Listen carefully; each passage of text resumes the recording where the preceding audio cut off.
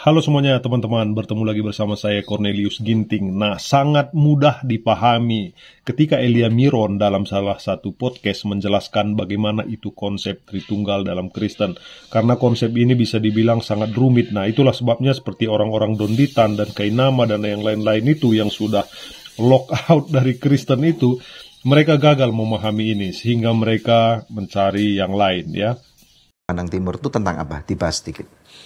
Kalau dari Timur, itu lebih menekankan kepada bagaimana prosesnya peranakan kekal dari putra dan juga keluarnya Roh Kudus dari Bapa. Jadi kalau biasanya kan kita melihat ada diagram tuh. Kalau di Barat itu Allah itu Bapa, Allah itu Putra, Allah itu Roh Kudus, tapi Bapa bukan Putra, Putra bukan Bapa, Roh Kudus bukan Bapa, Roh Kudus bukan Yesus. Jadi ada tiga segitiga, tapi Allah sama-sama Allah. Nah, jadi penekanan Barat itu adalah esensinya, hakikatnya begitu. Kesatuan hakikat.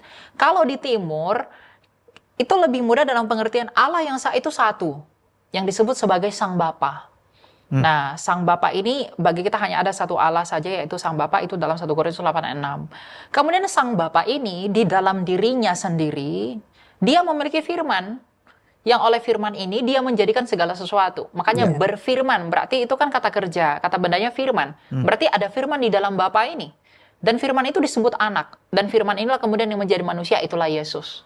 Lalu kemudian selain memiliki firman, dia juga memiliki roh.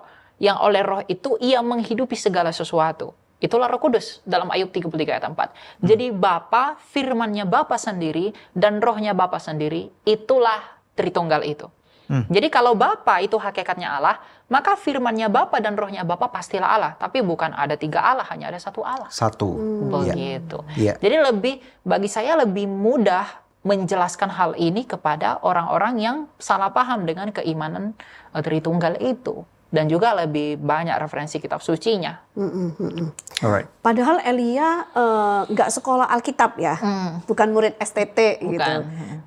Apakah surga kosong dan Roh Kudus di dunia? Nah, ketika Yesus dan Roh Kudus ada di dunia, apakah surga kosong ya teman-teman? Nah, ini seringkali ditanyakan oleh orang-orang seberang.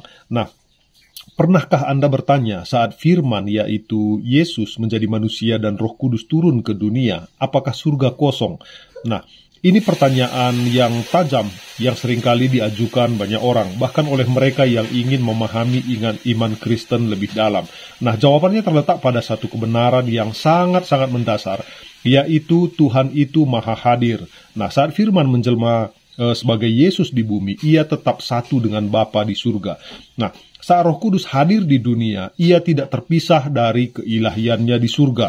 Nah, bayangkan matahari, cahayanya bisa terasa hangat di bumi, namun mataharinya tetap utuh di langit. Nah, demikian pula dengan Tuhan. Tuhan itu maha hadir memenuhi setiap ruang dan waktu. Nah, kita mengenal satu Tuhan yaitu Bapa. Di dalamnya ada firman yaitu anak, yaitu Yesus yang menjelma menjadi manusia. Nah, apakah Yesus tidak memiliki firman? Ya, dia memiliki firman dengan sifatnya yang maha hadir tadi ya teman-teman. Nah, dan juga Roh Kudus ada di dalam Bapa itu. Nah, bukan tiga Tuhan, melainkan satu dalam tiga pribadi. Nah, mari renungkan, jika Tuhan bisa hadir di mana saja, mungkinkah surga pernah kosong? Nah, tentu tidak ya teman-teman. Nah, Tuhan tetap utuh, sempurna, dan maha hadir di surga, di bumi, dan di dalam hati kita. Bagaimana menurut kalian? Komen.